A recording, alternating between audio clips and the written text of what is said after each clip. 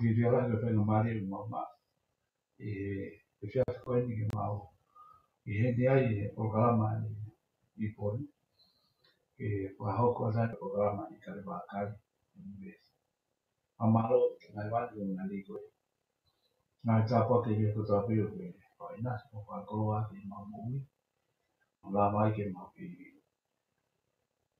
ma wai e mo ui ke lawa ni mau ki wahoko ai mo ngai fatongia ke a koli ki tapo ki a mau tui a pe kono fale ko mani ko ngai fatongia na ko kuta pe la wa na tataki ake o mau ki pono a po ke pale nia au tako toa e pureanga, mau ki pureanga, ki ngalo ngai, au take ngai purua mau, toa pai aloi e ngai punua muri ko mani ko ngai, tataki ku fai, e tokone ka tiki mau tō ko mani ko stia pepe ha, ngai tokone ko mau ki pureanga.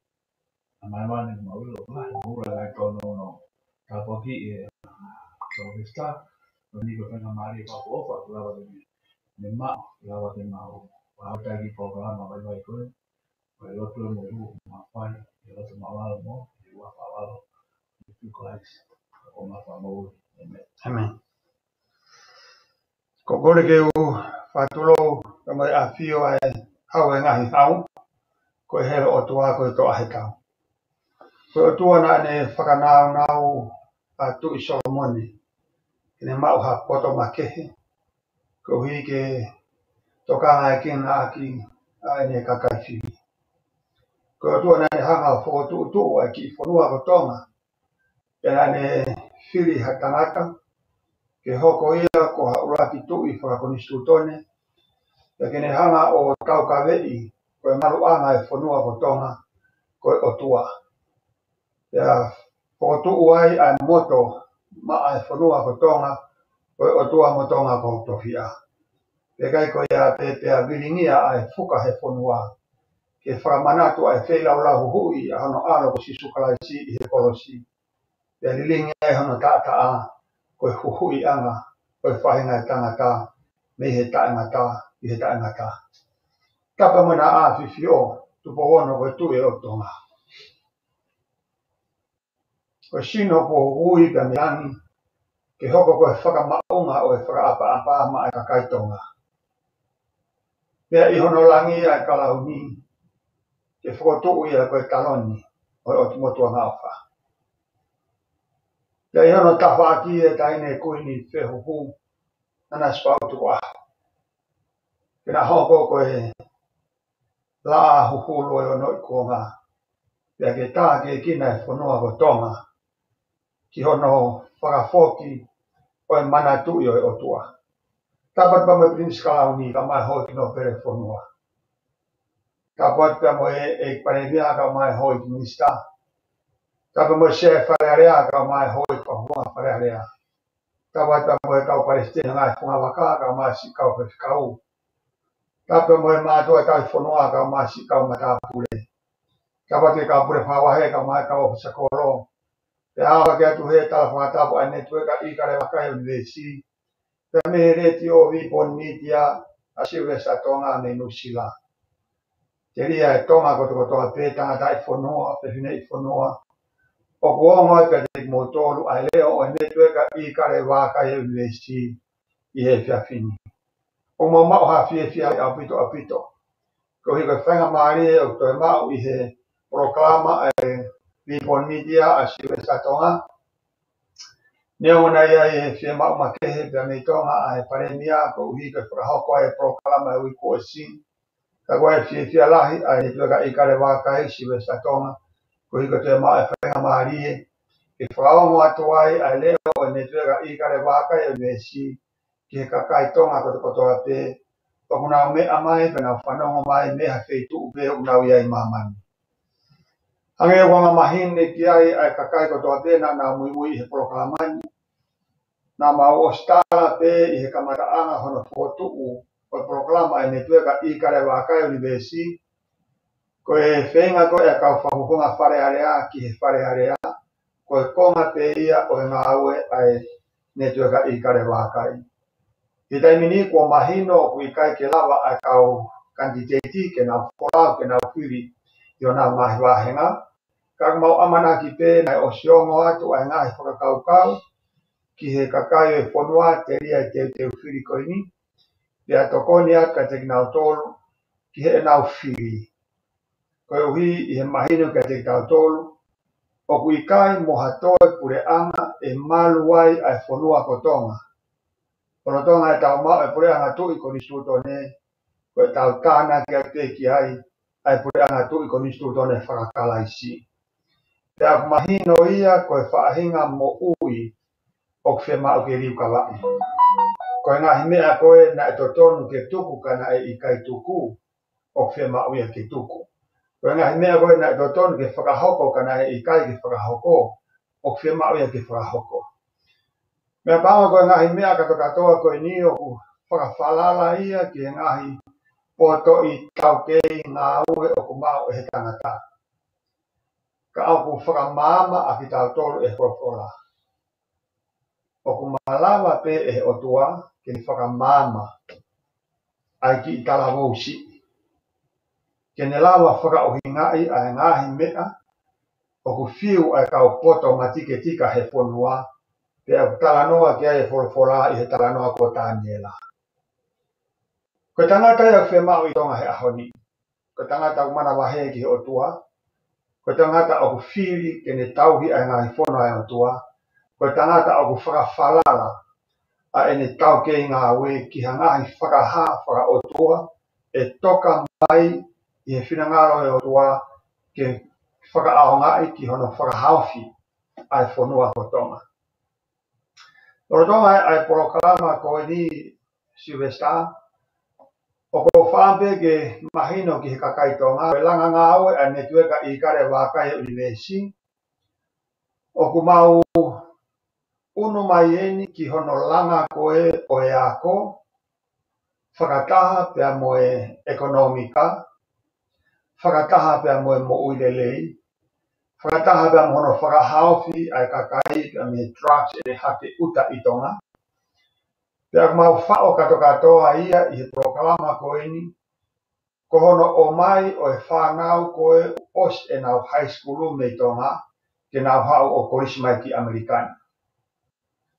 Kane koea o osi ongon e he kakai tō walahi i he whanki i live pēna whaafaya i he Facebooka. Kua osi whakamahino atu e he dean pēa mo e apiako a e nau fia koe ke taritari ha whanau tonga te nau hiki whanua mai o nau hao wako i Amerikani. Koe ai hoi ka ngā tonga. Nā ulame pe ki ai he mai proklama ki mua ka ko loto pe ki toi hanga o whakamanatu. Nā ku hao ki Amerikani ko e kukumi māketi. Ke uta mai ai ngahi koloa ngai whakamea ai whanua o whakamaketi. Rengo nā wa o mai ai ki Amerikani o ilo ai lelei o e handicraft ke o mai. Nā aku ilo ko e mea lelei taha ki hono export mei tonga. Koe tangata tonga. Koe ngā he koe koloa koe ia koe wholau koe ai tangata ki muri. O koe kai ke hange ia kono export koe hafo i tiki pe ko hakato uri hu whana whakatapu. Koe ne aulu koe ai fo i tiki pe whakatau koe ne osi ia. Koe wholau mai koe ai tangata tonga ki he ngai whanua muri. O koe kai ke puri ia ko ia o koe kei maanu ai e whanua kotonga. Koe mori atu ai whanki i se niti mei i he mahina ki he mahina. Pea hoko rewa ia, koe tokoni whaka ekonomika ia ki ho tau whanua ke kei lawa ho tau pure hanga o ngā ue o hangai koe he ahoni. Sai, koe tango koe o hau wai ai tangata tonga, koe hau koe ai tamasi i hene kei tau tahiwa wanoa wa taha tau tahawa tau tahafitu. O ku hau ia pia moe mālohi ke he ane. Koe taimi koe o hau wai whakalao ke hau o ako. O ku ikai ke ngata i he whainga maari ki ono whakalakalaka o e ako i tonga. Ka au ku Toe lava fokia o hau I hene visa ako, pe mawai mone ki visa ngā ue. O lava o koni whaka ekonomika lolotonga e ne ako I Amerikani ki hono langa haki ho tau whonua. Pe I ko ia pe ka ahu tau ilo. E lava pe tau whanau o ako I tonga. Hange pe ko whanongo ko tewe potunga e ako ke potu hata University tonga. Ko kehe ia o ako I Amerikani moha toe ako iha toe whonua I mamani. Ko ako ko I Amerikani ko osi ko ai ako. O ku lahi au pito ai whainga maari e ngā ue. Ko ako ko I tonga ko osi ko ai ako. Pe aku whoki atu pe o hange pe ko paro parema ko o lolo tonga hoko I tonga. O kui kai kia hanga aue ke ngā ue ai tamaiki. O ta tau pepe mo ako I Fisi. O ta tau pepe mo ako ko I Nusila. O ko whaampe ke whamahino ko kakai tō lahi o ku mau I Amerikani. Hau pe ke whahinga nei kai ke nau malawa ai ako le leipa mi tonga. O kore whamore more atu, ko au kon o kore atu na aku kawai. Kana aku lawa pe o hau pe o mo ui pe I Amerikani. Koe mea koe o kotokanga ki ai koe kehe koe a hono whenga I mai o e tau whāngau I he poroklama ai ne tueka I kare wākai LVC. O kui ai e kakai ia ko nau ospore ke nau tokoni. Ki hono tokoni o e whānau koen e hau pe mei tonga. Hange pe te ke hau ko ia o osi I heni pe ho whae tangata mo oni a au. Osi heni pe ho ta o kete ia o o. Osi heni pe ho ta mai a au pe mo whae. Kene toka ngā I koe lor tonga ho ako. Koe hinga ia o kuma I heni ai te mo Sione Eli Silvesta. O kuma I heni te mo tau mahu inga. O kuma I heni te mo Bisope Sione Fotu. O Bisope Malolo ia. Ka mafo kia Bisope William Yaso. O Bisope Malolo Moia. O kuma I heni ka wikai ke maurawa o kau whataha ki proklama koe ni. Koe hinga koe o kuma I heni ai. Ko hono te ui o e ngahi api no foanga, ke lawa e whanau o hau, pia ia e ngahi whetu ke nau nofo ai. O ko whaambea ke whamanatu ke he kakaitoa, I he kikolo koini o kuei ai api a ko Trenton I Missouri, o ku kei mao pe ai api he paanga ua mano tupu. Ko e ngahi api koini I Amerika. Te ko hinga ko tau lea aki ai ko hi o ko whaamau ke osi ai whanki api koin o tu ua ki horo he kau pārangi ko he price ua mano ke tolu mano ono whakarau he kakaitonga. Ke hoko ai wheitu uni ko wheitu uia ma ai kakaitonga. Ko hi he koe hao koe ai whanau ako o ko whaam ke lawa ai whanau ako ko te kotola pe o osi na high school me tonga o hanga tonu mai a korisi mai ki Amerikani. Pei he nau hau ko ia o osiai e ngahi porokalama, ngahi ati ke nau nofo ai, I kai ko ia pe Silvesta, o ki he riko, o kulelei hono mau e tamaiki unau ke I ki ange, ko hi ko e ngahi ngā au e koe o ku mau he whonuani. Aia o ku mau amanaki foki ke tokoni aki ki he whanau, ke nau hau o ako, pe ia rewa e whanki ngā aue, ke lawa totongi aki ai hoko atu e nau ako, pe kai ko ia pe mau haseniti ke tokoni ki tonga. Sai, o kuanga pe wherewa ai tokoni ai porokalama koe ni ki hono taui ai drugs I tonga. Ko taimi koe koe o kumawahe mai ai tamaiki mei tonga. Ko hono mo o ni o nau hao me he fihia he drugs. Ka wikai koe pehe koe hola taki ki nau tolu ke nau alo nof hamoturi aki I kai. Koe o mai ki nau tolu ke toi teu ki nau tolu he whonuani ke nau mau hapoto, ha tau kei. Pe kai koe ia pe, na nau mau e whahinga ofa, na e whai kia te ki nau tolu. Pe koe whahinga ofa ia o ku loto a ne tueka I kare wākai universi ke tō ki he loto o e whanau koe e hau. Koe koe aho koe tau puria tuai me he nofu koe ni Silvesta. E aluha ke rewa ai tamaiki koe ni o e whahinga lau maari e who'ou ki hono langa ho tau whonua. Te nau ofa ki he kakai tonga. Pe ka whoki aha tau Atau kau toke tau, atau kau profesa me americana.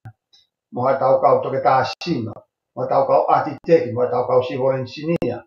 Tena foki atu mo ilo whaka teknologia whaka eona pōni. Ke lana atu ho tau whonua. Siwe sta koe ki hoa taha koe pōni o ko maho inga ia he maa sione eri. Ko hi he oku kawa sione eri i he te lawa pe ke whakahingoa ki nga toko young couples, Ano ki famili, ke iki. Ka e lawa sione eri o tala noa, ki he ne kamata e hau, muha ne sio, ki he proklama koe ni, tau pehe ka wau na e hau i ha proklama pehe. He tokoni ia, ki he famili, ki he kakai katoa peitonga. He taimka tau pe, o ko loto pe ke ilo e he kakai, oku ikai ke lau koristu tuku ai proklama ai netu ka ikare wakai universi. Oku ikai ke lau wahenga ia ke hange koe wahenga whakapukare. Ke pehe koe wahenga peo tonga tap fitu, o hinga hana ekan dite tatalo ki ai. Pe koe wahenga peo hapai kahakolu, hinga na ekan dite di ka asiwa taufa. Peo wawau tahao no pe ikai. Pe proklama koe ni ke o mai whanau ke he ako, koe proklama ia ki he tonga kotokotoa pe. Koe ke hato e me aia tene hanga wa ai tu ua ai whainga maari ko ni meiha taha, meiha whamiri, meiha pasaka politikare, meiha funga waka whakasiasi. Koe kai ke kawe ume e koe ni ai. Tuku ihe ko tui, kono whea mai e whanau koe ni. Na akulea to lahi pe aku i he ngai proklama. Koe whamiri e taha mano. Tena ofa ake tola te au i he mahina. Koe osi mai atonga. Famili pe taha mano. Kapai mau ai famili taha mano ko ni he kautonga o kaulawa mai miliona he mahina. Kapai he ke mau he kautonga e mau he kaupahalangi te kaulawa mai miliona he mahina. Koe paanga lahi whaka uri uria ia. Ika ke ngata pe i hono o mai whanau ako. Kai hoko atu rewa ai proklam ai netua ka ikare wakai universi. Ki he ngahi kau mua kehe pe ia. Nai ospalani pe kia e netua ka ikare wakai universi. Ke langa aki e he kau kandidati honau ngahi wahenga. Aya ka mea koe na e whakau katalo ke whai ke wahenga whakata fitu. E whakahoko pe ia niongo e ne ikai wharearea. Koe mea koe na wham kia haonga whinau kioa ke whai ki wawau taha ono. E whakahoko pe ia niongo e ne ikai i wharearea. He koe ngahi ngāwe koe ni na ospalani pia siwa tau ka me hapai taha tolu. Ko pau ke whai ngāwe koe ni. Koe e whenga maare koe ni o tuku o hiko tau whenga maare ke tau hinta pisone eri. Ke whenga koe ni talanoa. Talanoa hanga tonu atu ke mea au sio ai. Tene hau ki misuri ni. Sio he whanki api. Sio he ngāwe. Mo ne whakakau kau. Ke ongo atu ki he kāinga. Pe mo he whamiri. Mo he tau mea. He ko tui koe tau koe ni o sio ne. Me koe nau whanau. Nau ke ia koe tonga. Ose nau high school. Ke nau ilo ke programa koe ni. O kai ke iai ha awa he wahe taha, ke ta ofi ai ha taha. O ku loto lahi ai ne tueka i kare wakai universi, ke totongi mai ai reka koto ape e apalai e hawa koe Amerikani. Ko au o ko ma to lahi ke kore, e na e whanau i aue ki mamani he aha koe na e a ko e kore. Ko ofa lahi ati ki taha koto ape. Pako kore ka sio ne ke tala no a chile sta mano. Malo aku to ma o kore pe ke o whanga pe ngai ka whakatapu no pe ko si no au atu kau ke fia la pe na mare no ni ke kau ke programa ai e poni ai e tua kai ka le vakai universi yang e pe ko e untuk kita mo to ni ke programa ai ka salve no pe no mai ka ma le deo hen ma mo kata fa mo le pe o pa mo sio mai ke pe ground ko ni ki pitu ma pa ko programa to ko fa ki ape le ko o fe ma we ma pa le ri ta ko pe na ya ha pa na ma ri ka fa na o ke na o mai ma na pa na ma ri ko Kung ko na mga taha o ke mau ke mau ke tano ke ba ngai pa ke kono ke.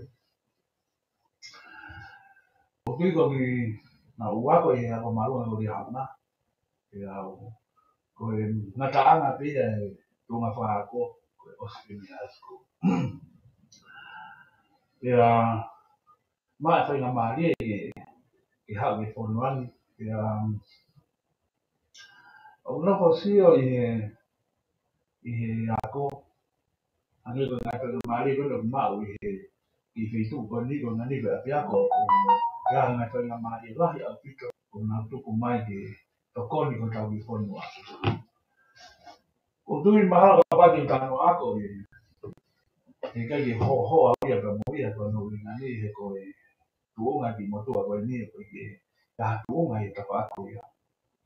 Ka tu pe mo ke u pai pe ki ko matala pa ka wa ki ka mo imagino o ko ma o ka ka wa ka me ko ya. Ko tu ko ya ko yo ko me ia alu whaka toto, pe ko alu hawhami, pe ko alu hawhainga waki. Ko ia ko ia ko o ko mea au whaia o whuake ke tō tahu tō pe, ke ni mau e poto. Ka upulawa pe ke tau ino e tau tōro, o kai ngāhi tapa aki mo e ngāhi hala, o pau ke tau fōta tōru ai, ke tau au sira, ai mea ko e poto. Sai, ko tui ka pau ane ko ngā whamatala o tō, whakahawa te mau. Ka pau o mai a tau whanau ki a pēko koe ni. Ko hau e whanua koe ni, o ko lofo i solitri. Pa wha awhia ke hanga tū ai ko risi koe ni, o tū mai pēko ngā mai pehe ako ni koe o mā, ko hau ke pokarama. Ka weke ana whakaukau pena hanga pe o na whakatū ai pēko koe ni, i ki i whei tū. Si pehe. Ko tiko si Amerika koe ko si tō. Ko tui mai pa taha i ka toa la paha ta tramontonga. O ke lahi peki i kolo ni ai. Ka koe anga pepo ke whakaukau au e usio ki he whainga pāke na lava he ne tueka i kare wākai o whainga a ko. O hanga he ki ko disi ko ni. O mai ai nai whainga maari e ko ni. Ka ko pehe ko tā kua kia ki o tau whanua. Ko tui e mahina pera te tau tolo ka pā te tau nofu. Te tau o mai o papai olo i ngā whanua muri. Ko tai mea o tau maa natu ai ke ko tau tupu a ngā, tau maa natu ai ke ngā i tanga hu unga mo ui, nā e tau sio ke tau maa kua o ku nana. Me lau e nā mo ui kono ngā ni koe anga o e tau tupu hake. Mo e nau whakaamu pe e fo i mea pe ta koe ako. Ka tau lawa pe ke tau ino e hana tau kina ki tau tolu koe tonga. Ka tau ai pe ia o hai tu unga whakaako o ku ki ai. Ka kuke ngā ua maroi mo ke whai pe mea o totonu. Ke puringaki au a tu unga ia o tō taha koe anu tō taha. O kua o mone tu unga whakaako ka whainga tu unga ki ai. I hea mai tu unga ko tu kō lawa ke tau sio ki ai. E tau nofo i mamani koe ni. O koe koloa o ni hanga o whakatatau ai ana tu unga mo ui mo i poto mo i ha. Ka kulawa pe tangata koe koe o kui kai ke te au sia ngai tu unga whakaako marunga o ni. O ngā ua alohi, i tono ne whakauto uta, ta moeanga ofa, mo ngā kaukau. Ko whaingo fua, ko kai mea whokia mo ue ai tangatao. I he wanga koe wakai i ngā koe mo i kare wakai. Ko kai kou tau whokia i ko mau e ofa. Ko kai ngā mea ia o hau pe ia o i kai pe ke lawa ia ta ofa. Hane pera koe whamatala nai whahako e mamalanga. Ko tui nai maunafo piti sko mo mamalanga. Ko kia hape ia i sko e malalo i mi miliona ko toa pe. Ko tai ko hau ai mamai ke whitu ko ni. O hange ko koe o ku. Hange ko koe o ku. O koe whainga mea o ni hanga. O whainga fua i mea ko toa pe o whatatau mo hanga ai price o whitu ko ni. Tuko ni. Ta ku hinga ai ki whamatala no e se reta ya con me muere después con tabla sia pero había na tunga ako gane ko tuya kui aku kai ke ku matala ko ni ko ni ko tui a ton dia mo ha ku pa na tafati ko ni ko ya ma ako ku ai ko tai ko to be ya ku fa to la ya pe a que te tau tolu o ha pe ke tau ka kai ko to na ko ya ko ya ko ha mi ya ku alu fa mi di pe ha mi alu fa to ko ya ko ya ko si ya o fa ya ta mai ba ni o me te ke fo aki mai ke fo to ta ko to pe o fe ya kia o ta ta me ya o fa fa ya ta mo ta ni la ko ma ne ko du ai ko ka ko ni ke o ko ni fa ma na ke ka ko fa ya me ko no ni la e bo se mai na ta fa na me ko te ka ni la fa na me pa ke te anga ilo e la mai a ka kai te na fa ka mai te na ta la mai ko so ne ko ti kama ka tai fi poto o pehe o pehe o kwai begi o kwai na to ni ha wa wi o ka na po kala ma pehe ai e awia ki wi lo ko whakana ia mo lau mai mo tu ha ia whami mo ha whena tu ke foi ka hoa sisi aku o mai a hiri mo te au i rua hala te au ia mo ia ka ko e whaina mea ni a mai a whaina loto ke ngā aue mo e whaina loto fi e tokon e ka ke te hana peta tokon ka taka pau te mai loto ita e hana he ita o to mea koe ofa o mai ngai awa he wa ta hoko ai te ko ha mea e ko te no ko to ta pe ta to ko ni na o ni ta so pe ta ki ko tan ko te lo ya ngai tan o te hopo mai ke ko ma ko le ka wa pa na te he o ko la mai ko ta lo ta se poto ko ta ko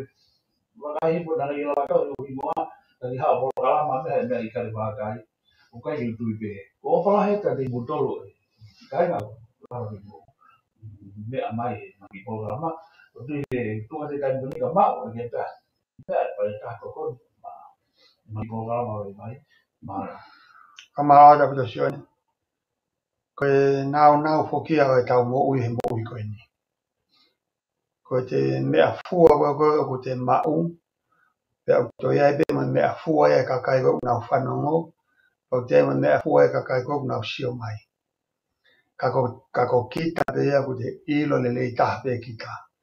O ko i kai mo hatoe koa, ke mahulu hake ke mau e hatangata he mo uini, ka ko ne mau pe a ofa. Ne mau pe e hataha e ofa, mau e toa, mau e kātaki, mau e lotolahi, pia ka hono mo o ni e whakama opo atu, ko te mau ia e otua, pia ko ia te nehanga whakaiwia ki tātou ke lawa me o koto hape. Siwe staa whamore moe. Ha moa o hake, ai totongi koe, ne o mai e api ako, ko e nau estimate ia ki whamore ki haki reka, ke hau o ako i Amerikani. Ko whampe ke mo mea mai ki ai hoi pa mai kāinga. Aia ngahi application koe o ka hū mai i he taimini. O ko si mau pe ame he api ako ko to ko mau e nau e kai ki o pe ko mau. Ka ko mau a e nau ngahi application ni. Pea ko whampe ke o ate ngahi hingoa ko ia ke mo whananga mai ki ai. Pea ko amana ki pe e lelei pe ki he whankita mai ki koe ni. Ko application ni sika ura ki ko e kita hine ko lupe malafu. Ko lupe malafu ko ne o matua te ni mawhanga. Ko e application e taha ko mai ko e ki reka ko ahas la akulu. Ko ahas la akulu ko e leka me funga fonua mi eua. Ko ahasi ko e fohalahi a ho foha. Ko fohalahi ko e tamasi ko shaos ko robiri kuia pe shaosi ka kuilo na ngai ko Ichikawa. Pea ko e application hoko rewa ko e itahine pe me fo amotu ko a finala tu. Ko toko tolu ni o ko si he api ako e nau mai application ni. Pea o ku toko lahi apito pe mo tamaiki. O ku ke process mai ke fahu mai ka ko os an ka nau tole link. Ihe whakataataro na o mo mamata mai ki ai, ko totongi a ko, tuition and fees o ihe paa fituafe maa noa. Ki he fo I tau pe koe semester ia, I he tau kakato ke a koe he mahina hiwa. Koe ne totongi tohi, mangahi mea ke he, e taha whitorongi au. Koe room and board, koe uhinga ia na e kore mai api a koe ke mau whenga e hau api. Koe ngā ke oa e totongi nofo api ako ai kaureka, he ni maafe whitungi au hiwa noa ia. Whataha mo nau kai, he wike. Sai, koe room and board lewa e liliu ia e tau tolu, koe fo ni maafe whitungi au ko ia, ko o si lava le rea I pe whea ia e reka ki Nusila pe kofisi, mo ene hau ki Amerikani. Ea o sapto o tolo ke he tahamano whaa pe te au homo furu. E toi to o lewa o wikai ke toi ia housing deposit ia, ka kua pau ke totongi e nau health insurance o tāwhe wangi au he ta.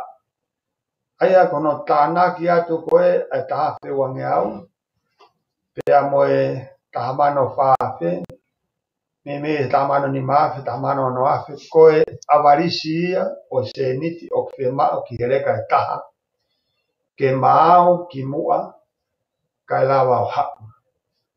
Aia kono hinga kua pau ke totongi a ene a ko ana he fo I tau, kai lawa rewa ai api a ko o nau whai totonu ki he immigration o lawa totongi ene a ko o mau mo ne ngahi insure, pia te nau lawa rewa o emaili atu ki he reka a ene I-20, ai koe e alu mo reka, o whai ake ne interview I fisi.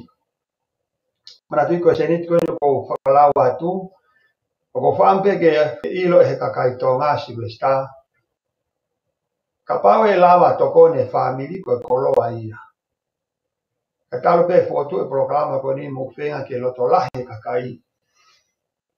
E whenga pe a ne tueka I kare wakai, ke whai e kore kore I mamani, ke o mai ake e tau whanau. Pea o osfu toko lai whiunga pe ki tau tolu ia. O kai ke hanga e au o whaka ikai I, ai ngahi whenga paanga ko toko toa pe whai mei tonga, ki he langa e holo e konstitutuku, ke langa e holo e apsiasi. Ka kia te au, ko hono o mai koe o e tau whanau ke naho au ako I Amerikani, ko e ngahi whare fungani maolunga ia ke hoko a tonga, ko ha whonua lelea pongpong. Ko e ngahi kono teu I koe tangata, o kai ke toi popo ia hange koe waa papa. Ke tau whakamore ke paanga hano langa he whare e popo pe. Ke tau teu koe tau whanau mihi e nau tau tahi wa wanoa ua taha. Te hewa long way to live. Ke whaau ngā e poto mo tau ke mo ilo ko ia. Ke langa hake ako tau whanua. Siwesta ko whampe te toko mai. Ko hi ko hangahi mea ko ke whakakau ke whakainasi e tau tānoa. Ka ko amana ki peo kua hangahi mea pulawa tari atu ke kakai na nau nofo o whakakau pe whihana e reka e ni hau. Ke kua ngā whewhe. O smaino pe ko mea whae tai mini. Kono whenga I ke apply mai tamaiki, pia whenga e na u mea whakapepa ke mau, whenga e na totongi e na wako ke mau moia, I meira te ape a koe na I-20 pa na nofo moia, pa na I meiri rewa ki ambastoa, pe ko fish, pe ko Nusila, pe na puka rewa na appointment, pe ke taim te koe wawai, pe na puna ko osmau e na interview. Nga ko na alpo interview ko taim po na Hawaii ki Amerikani. Mana tui mau taritari e mau tolu nau tolu. Na hara tolu pia osmawat mau tolu hen, e ko hinga pena son eri, ko me hongo pisok marolo, kunga koe kena hen ai, una lolo tonga whakarere na wae api, e una iai ke na mua. E ko whaki api ko ni, mo whakalota lahi he kautonga, mo toko ni mai, whakatau ha mo api, o tuku pe ia heni. He koe o mai koe tamai ki, tau he pesi vesta ko rawa maha tau toko wanoa. You know, first opening pe puna maha toko wanoa. Ka pe koe hong furu tangata hong furu whiwhine ai. Pero habe foi tau pe fine algo na wa. Mai na fa mi americani ha no fo ai. Pena no ko ta pe ka pa na to ni mai atiko ya. Ko pe me ne fang di at ko ni mai na around 500. Pero ni ka le ka ko na ka to la te a pe mai. Mau so ko mau to de mala mau to te fang ki nga u. Ke na wa na to ma na se ni ti ai. Na tu ko pay off na wa ta wa na to ni. Ka to ka u.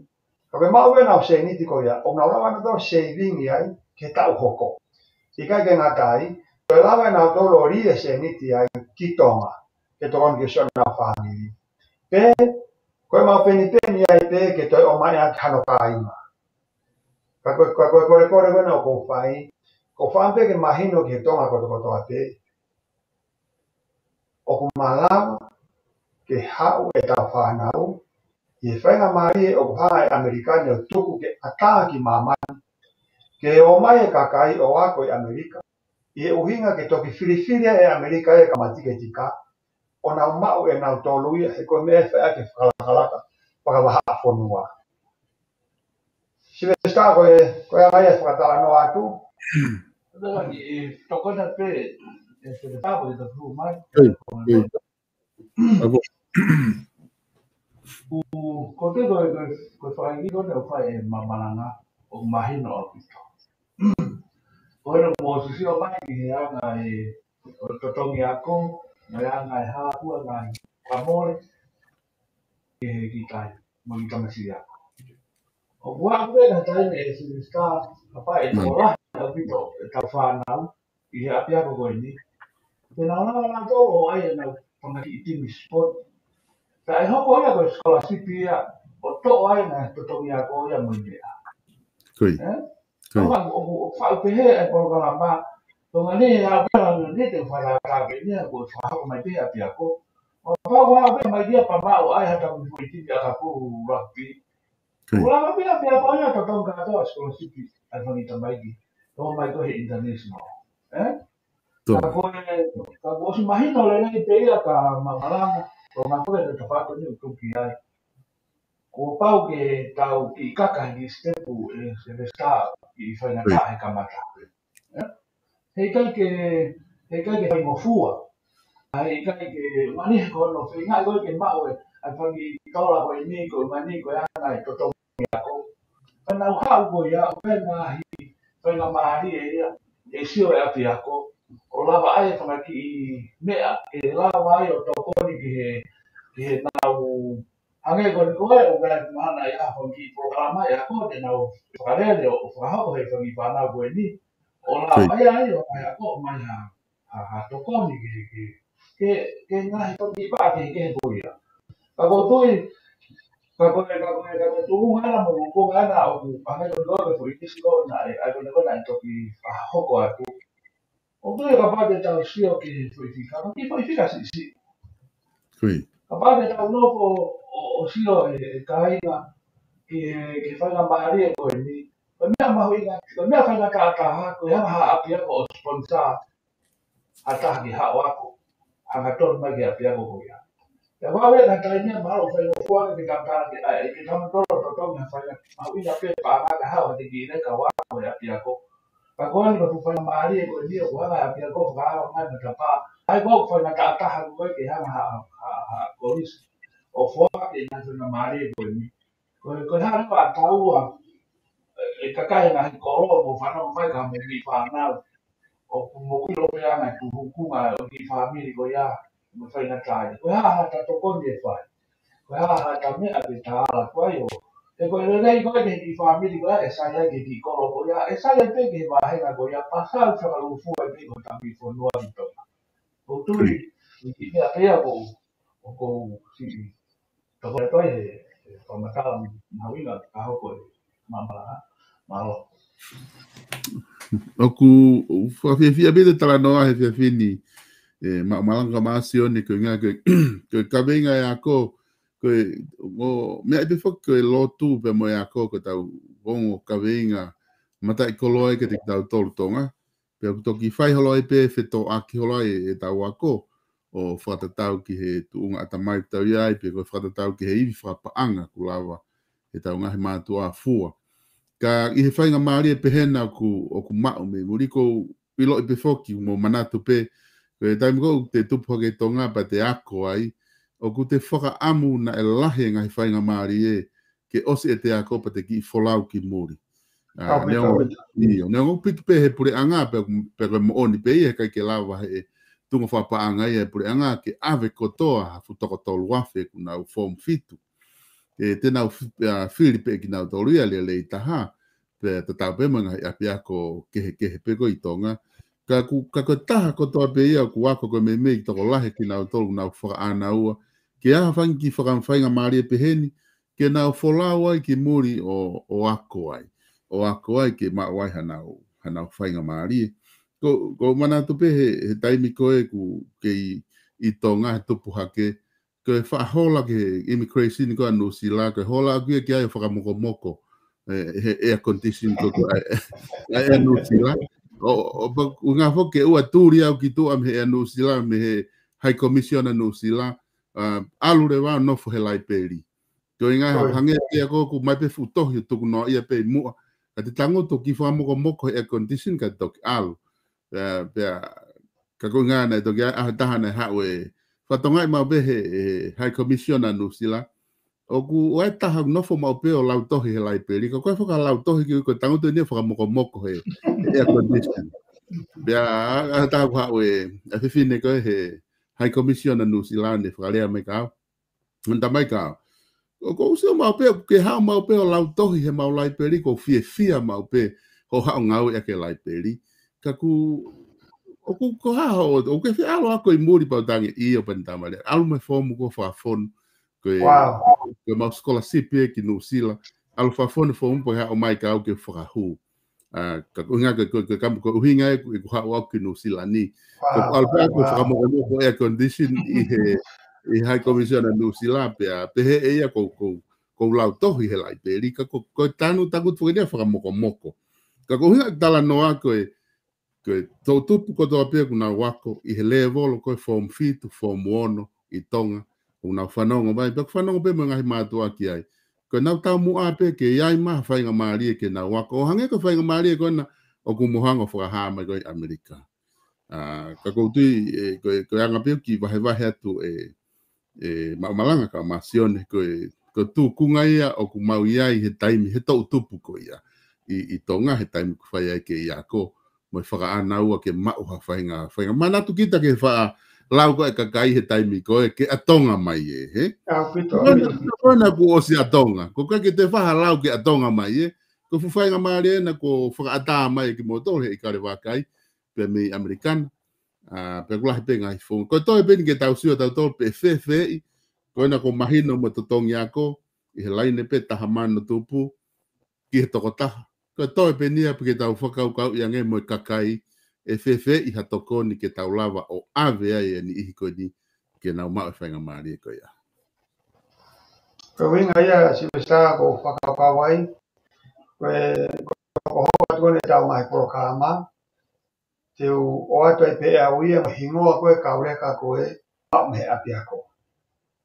Tui ni ama pe o ko os ave a uia ai link ki he kakai ki tonga o talanoa mona tolu ke na vanga o whakafono hake e nau application ni. Ka te whakaanga e pe a uia ngā hingoa o mai koe me api ako o nau talamai. Virea mi koe ngā hingoa e ni o simao e nau application.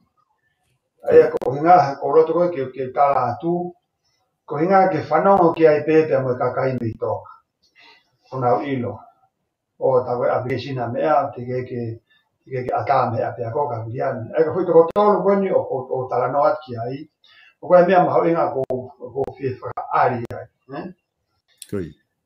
koe ko moko puna lahi e ni a ki tamasi i koe ni ko ahasi koe tawe ni koe toi ne uanima e kui hensi wesa.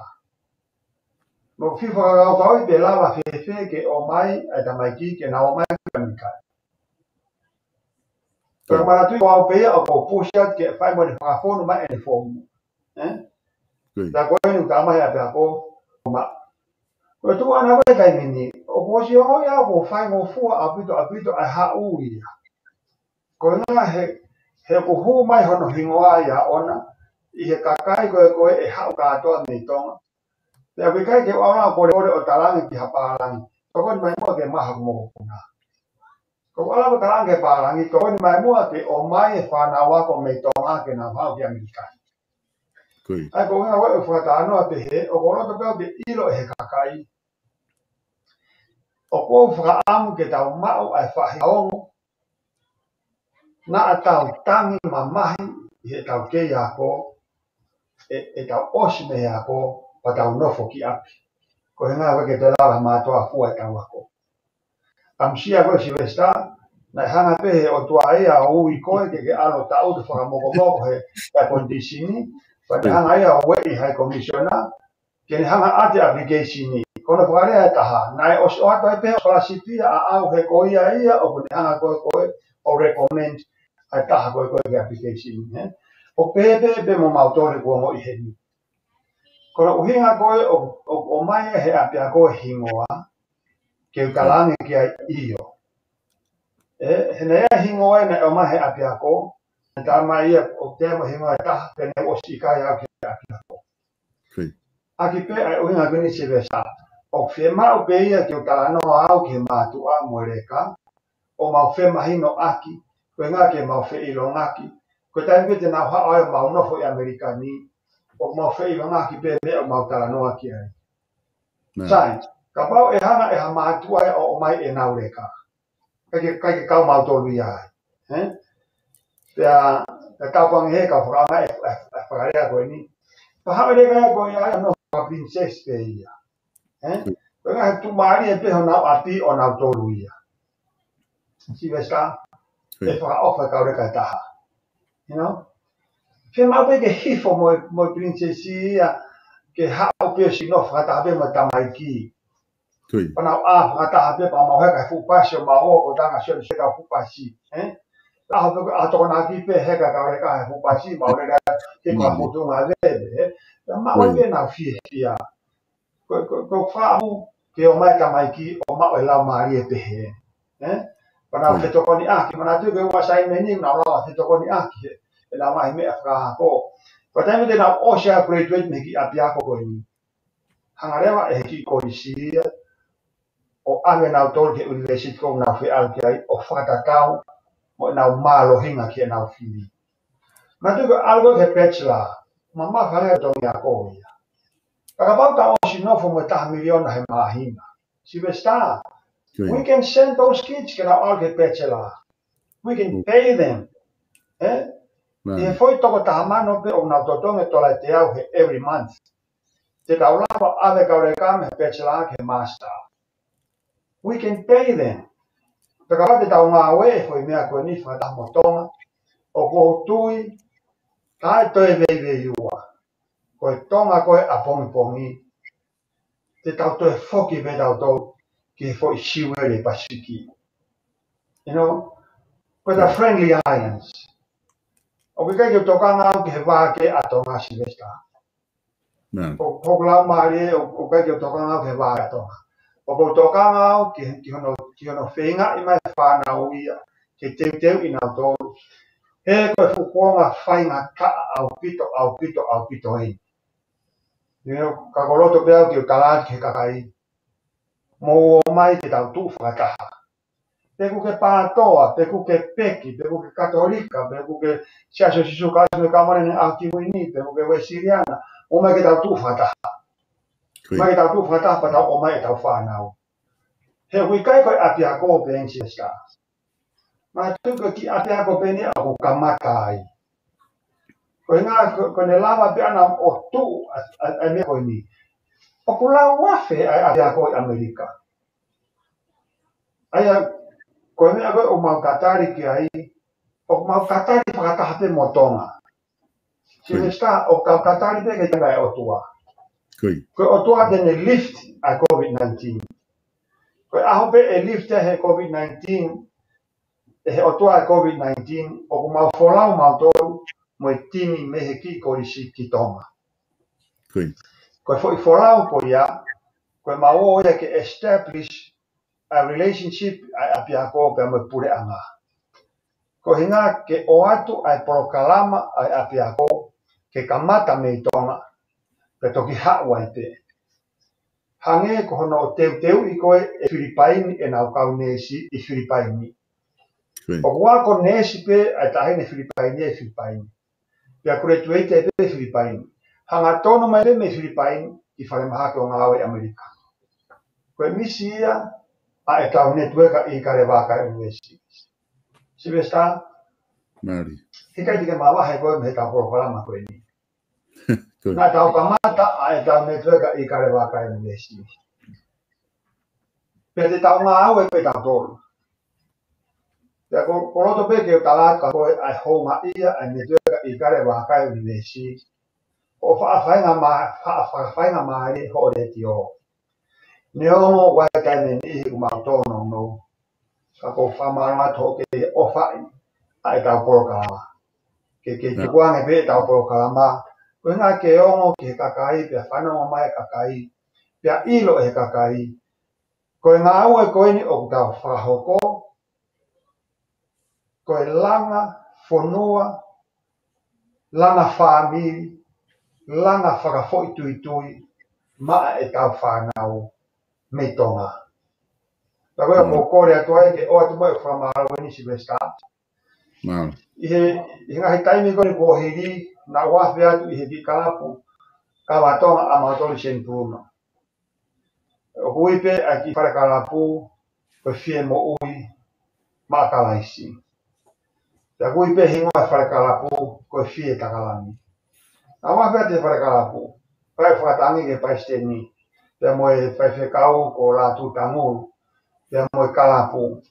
Ana ofa paangai wafe. Ana ofa paangai wafe. Koe mau koni ke langa mo whakalelei e whanki api koe ni. O hala maranga ia he sirin Sibesta. Koe inga ko ala iau kore. O ko ala kore ko hi koe umea katoa koe ni. O ko whai ake sirin. Sai. O wale pe a kalapu, o iloa pe sore siti koe kalapu e kau vai. Pe ko wafe atuai. Ofa mai kau tangata Sibesta. Meta e whak kure lulu. Tama he paisteni koe kalapu e kau vai. Ma, koe seni tena mau he poni. Tau mai panga tau mea. Alu hana toi fok mai pe sore kin koe te tama. Koe whetukot kotoa pe ko ara Sibesta, ko kau ke ara ko whaka toko ua koe ni. O kuna ki San Francisco. O wale pe kau tama e kalapu o hui pe I Frisco he pe area. Ko kalapu soa viu. E koe kalapu koe ni koe apsiasi pe o kalapu. Kai whekau mo setu ata. Pa mo kau tangata ko soa viu. O hua pe po ko ia. Na uriri hake pe o matahiwangi au. Kono tau ke o ate whakamaro koe ni. Ke kau tangata koe ni. Koe whankise ni tēni koe o kulawa mara o te mo whanau mai ko ma oe ku sore, ko ma oe ku Frisco, koe ni ko tānoat nei Missouri. Pa koe whanki api koe no ko hao ko whenga ke loka I, aia koe ki ako tāno, koe ki api o oku, koe ako pisope Sione Fortu, koe ako pisope Uliami Aso, koe ki api o haunga, koe hao kana Sione Erika ano ki api, koe ki api o Telika Toafa, koe ki api ne fitu, o sloka I. Sibesta. Moho api, te o silau pe au, ke tuku pe ai ki moa. E mahuinga pe, ke whenga I ki api, ke whokotuu. E ka taha ke mea koe kolo ke whakamanatu a ke proklama koe ni. Koe ngahi tuu ngā whare. Koe kakai, nana whakatoka, ai whakawae ngā aue koe ni. E iai ahoia. E ai ahoia. E lava pe e netueka I kare wakai ia o langa fu apartment. Ki hau pe tamakia o na nofo ai. Ka ihe ahoni o kua mai ke kamata whanki whare tutulu. O ki whanki whare popo. O pau pe ke whai o mano whenga ki whare rei. O ko whamalo ai ka sone. I ne lava mao ki kaimi ke hao. Whamalo kono o whanga pe mono whamiri. He koe mawahe mai koe ke hao whenga e whanki ngā aue koe ni. O kui kai ke lala ke sio e tangata ki he matala koe fu a kau pe mohono fua lolo tonga o ke tupu hake ki te ngā hano tōhe kere. Ka koe ki te ngā ia kau e ahoni si vesta, koe matala ia ia pōpungi. Ka ahoni o ku tōhe ki te ngā ia kau i Trenton i Missouri. E ia e aho e hoko koe fu paake ngau e kakala, ai o tumotu anga o wha. Te hange ha fu pā kakala e ni manongi te alaha i mamani. Kai amuangi ai foki atu e whanau ki tonga. O nau hoko ko ngahi mo ngai tangata i he ngai tonga ke i he siasi, i he whanua, i he pureanga. E tau amanaki lelei ai ki he tonga o ku kei viringia pe hono fuka. I koe ofa ia kalaisi. Ki he tonga o ku kei viringia pe hono fuka. Koe pureanga tu i konistu tone e whakakalaisi. Koe tonga o ku kei tu ma o pe ai moto e whanua. Koe o tua mo tonga ko kofi a. Sibe sa ko whamanga watu. Koe rebeko ki hoa tahaku. Me ose tau taihi. Ka ko roto keke o atu ha whainga maari e ko hika me peku ke toi tokaan ke emosione. Ka pau koe peha pehui. Ka pau koe pehe koe peha ki miniti ke ka toki whamaa pōko atu. Malo sibe sa. Malo pito sai peke atkasion. Toki takai me toki foket peke te koe mamalanga ki whamaa pōko. Malo pito e whainga maari. Ko tui e kainga. O mo pau mo me amai ke ki pokala magona e kare makari wesi. Ko tui ko mea mahi na taha e ko tui ko mea mama ko e whenga tā taha ni ko e o whi mau ko e ke mau. O mau. Me api ako. Ka ko tui hoki, ma tui ko Missouri Amerika ko e halatu. O lere mai pea so leik, lere mai pea sko. Wa pi tu bei Amerika. E kono ko hui the United States of America. Ko mea ko koe o tau nofo da ko si o koe ka pai hae ka whana. Ke manui ki nao to.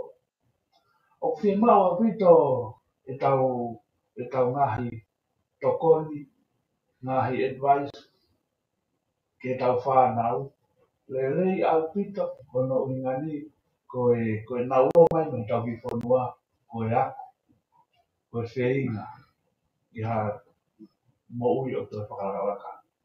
Ko tui ka pau e hao ki te mua tātā me. Ka pau hau e hao whamira awi aki i reka mi tonga whiinga e tō mani e. O e koe kangi ngawe i ate. O si ngawe i au ia ki pui tō tahani ko i ate. O te o alo asu mai peka i so reko tō mai puke ki he. O uta o maaru mawe ki so i. O te ngahi mea ai au whi mao pito ia e kainga. Sio ki ai. Awanga mua o pōpō i mo o anga ngahi tokoni. Ke tau whanau le nao mai mi tonga. Koe ako, koe mea mahu i ngā taha ia, koe whainga maari e te ia. E solo vai e mea o te kotoa pe, o e mo ui. O anga mua whainga maari e moho ngahi ako naki e nao ratai la o ke mea na mai hei. Te rere i mai mi tonga, ke whanua kona ko Amerika. Ko tui hame koe ko whamaloa pito ka malanga. O koe ko ha mea whainga fua. Ia ke ngai whamiri. E o mai ki heni o whinga i ha pitu. Na ia i hano aanga ki a tau whanau. Nau si rawa o mai ki hapi ako. Ko nei pagani o mau ki ape po mai ai. Ko i whai konga kere mau i mi pore tau noa. O una moe hai api ako pe tu mai beko. Ka puto hanga mo i kare makaya te paha whiri ngā kore ki api ako. Ke o mai mua i kongere kere ko ia. Ke whakau ia i kare wakai ko ngani ko whanau o mani. Kaina. O kai ko hamea ko whai mafua. Ka kai ko hamea ko whokinoa ia. Ka kai ko hamea ke whimata mua. O atu peo ke te. Ka ku hamalo mo o ngā ia pito ko ngani ko i. Tau ilo pe. O ku tokoni a rangi. Mea o tō pe. O whai. me go fai ngata fai fu ko ne ne ta o ta ro ko di ai ko ha ta to ko ni fai e ta la va yo si o mai ha ta ta fa na o si o ka amu tu pe ala tu le to si ni ko na ko ta pu ya na ha ko ya e o ko ki ai ko pa o te la vai si ni o tu malo ha ko i se pe lima na ma wa fai ma ni ka si ni ko ni to e na si o to ku mi na o o tu ko me ma na ta ya ko mo na to pu pe to na tu pu i lu ka lo thì ko ya pero ko na wa ko ya ko ya ko mai apa a fai na tu nga fa ko ku ya ko ala ta yo mata ha na ya ka ko ku ba ko mi ku ta ke fi a ku ko me ya que no fue fai a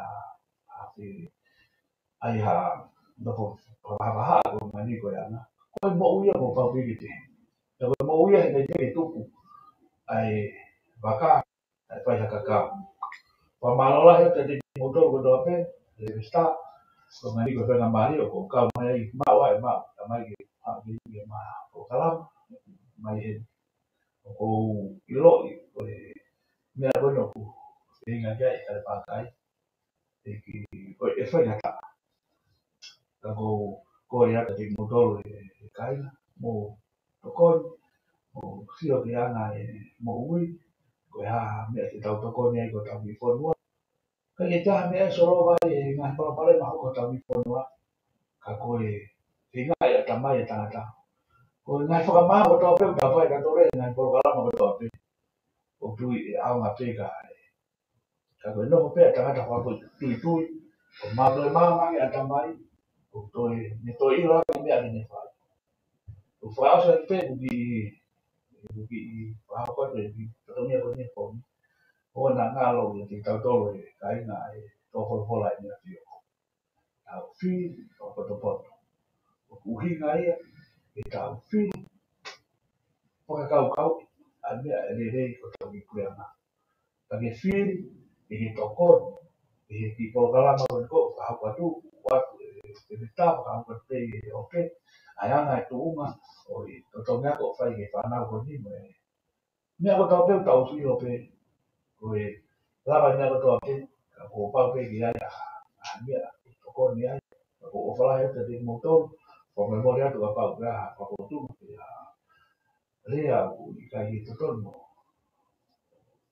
o sia tai hanga ko kau ko memoria o la ya se ka ya i motor ko tapi ko me mai he ope ko tu ka ta na pia ki fa ha ko alo malo pito e sion mamalanga ki mo ke ot ke fa o se be tau proklama fa malo la ya tu e fa mari e kon kulawa ke fa ho ko tau proklama metano le dei kon kulawa ke tau fa ho ko e fin ko taha ne nga yo ngo ku fa fia pito fa no ki ai ko tu foki a pe mi wa lahi aku o totonu ke ua ha me ia e si ka na tol ke totonu ke lahi pe me ko to ka na tol ko ke ha me si ka na tol o ko e be foki ko tu go ni totonu ke mau le re gone apia ko totonu ke fonu e fana wa ko ia me nga hi class fit tu pe me baba ko inga ha ko tu ko ni ko kava mo me asio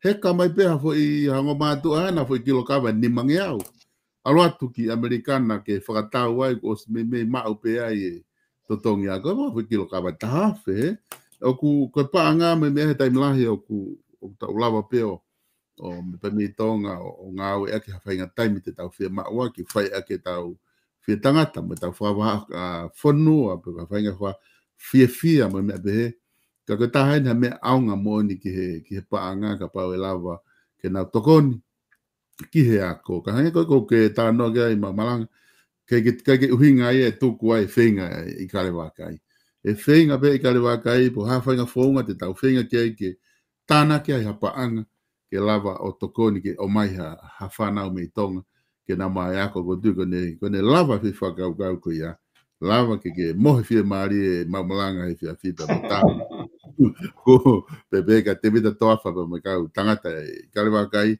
ko lava le rei o mo fatongia emosione mo tol ko no mo popo mo tokon ke fai tau ngawe o fat ka te mo pe malo pito e ma fai male fe fin ka tu ka te ko ke fa o se da programa si vesta ko fa malo apito pe hange be ko ya fa te sione ba ku ma o fala ya apito pe mo ka tangata me te ka ikare ba ka university ke te ko ka ma family mo fa malo ko ko me nga we ko ni ke a o tuai ai tau fa no mo tau mai popo ki ofa ki e tonga ko ate ke fa ma popo ai programa e po ni ko fa be ke fa ma popo ke ngai fa e ko mahina septe ma fo ki o i loa pe i tonga i ai tariu i ko e ngai fa e ko roto ke o atua e popo ki ofa e ni tuka i kare wa ka university ki fo ngai fa e ko ate i tonga o mau fa malo atu hono o hake ki mau tolu ya mono teu ki mau tolu o mau fa malo atu i ngahi whakare kesi ko to ate na mo whakahoko ko hi ke teu i aki ai whanau tangata mo whanau whiwhine ke tonga ai a tonga he ahoni o mau whaampe ke whakao ate mau o wha ki sia ngahi loto whare o ui e ngahi whae ke nau alu ke tua pui e taha o tau tui foki ko fuak maa ki nau tolu e pare o e kuna e tau lelei pia lawa i mo whakapui pia ku ave ki nau tolu ki nau o mao ko nau kalau ni ko e pare o toki mao he tua pui e taha ko ia e singahi family ko ate o e tonga ko ate wonga te aere o ne tueka i kare wakai university o ko whakofo i atu a te vitangaro a whetoafa ka mama te talo mahu inga haunga finau kioa siwa taufa heneri mahu inga ka ma pisope sione fotu pisope William Yaso ka ba sione eri mo kina tolo ko ate o kuna tokoni mai ki ono langa i tau mawe e poni koe mea fo o si vesta ko fo anke fa o atu ai popa ki ofa koni ki a loise vai ni kolo ka ma fo ki a kato kakala finau pia peheka peniri tutu ila o maro atu mo popo mai ki tau programa mo share te tau programa pa mo tala noa i atu koe misi koe ni na i kai ke fo tu ia e hatangata ia te mautoro ko mea ko ni o ko tui ki ai na e ui ka pe ki mautoro na te ngai fe tu ke pe au e mo ko si le stata ni nu sila pe au mai pa mo riam nau pe ni asteria ke fa ha ta mai o e ta po ki ko ni o fo ki mai fo no ho tonga ke o mai e tau fa nau ke nau ha o ko amerikani ko ia e ku kai ke fai ha no to si he o fai a ngā aue koe ni a ki ai ongo iwi la lahi e ua. Ura ki koe ofa, ua koe tui. E hono ngā aue i ai ongo ofa koe ni o tau mao i o tau loto ki he kaha o tau ponua. Pe tau mao ha tui e hanga he o tua whakaawa e nahi matapa. Pe te tau ofa ko toa te ai o hange. Koe tala teu koe ni kua os whakaari mai.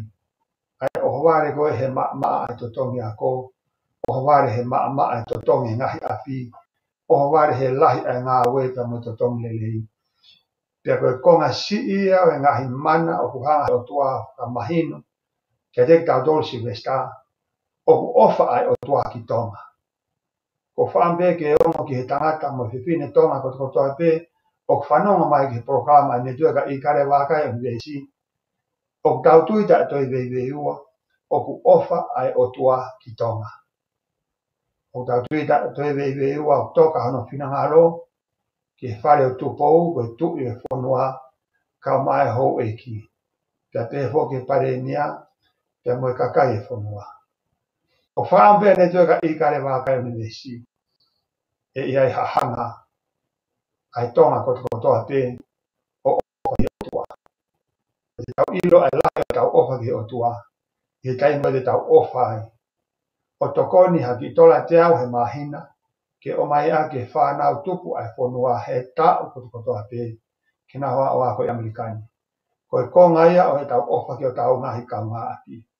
Koe ilo koe whenau koe a koe ki mea koe ia whanau tonga be o whanau mai o whanau no pomuri.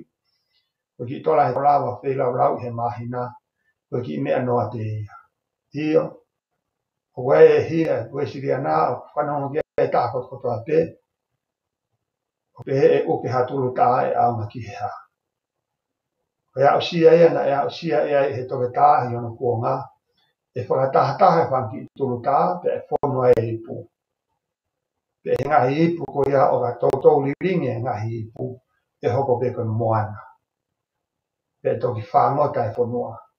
O pe he ai mis, pe me anau, ai me tueka i kare wakai ane, ki he lama whonua, o tau whai, i e kuonga whaka osi ko ia e mamani, ki tau langa hake ho tau whonua, koha whonua o whaotua. He koe a kope taha e lawa e tangata o alu moia ki he tua pui e taha. Koe mea koe o ilo i he tau moui i he moui koe ni. Koe mea o whaia te te alu moia ki he tua pui e taha. Ia tau whaam koe tau teu i ho tau kakai mo kaha o e whanua. Koe kahau o e kakai ko nau mau ha poto mo ha mama whaka o tua. Ke tau hea si o nā mai whamiri. Ka mau o whalea ki tonga koto ape.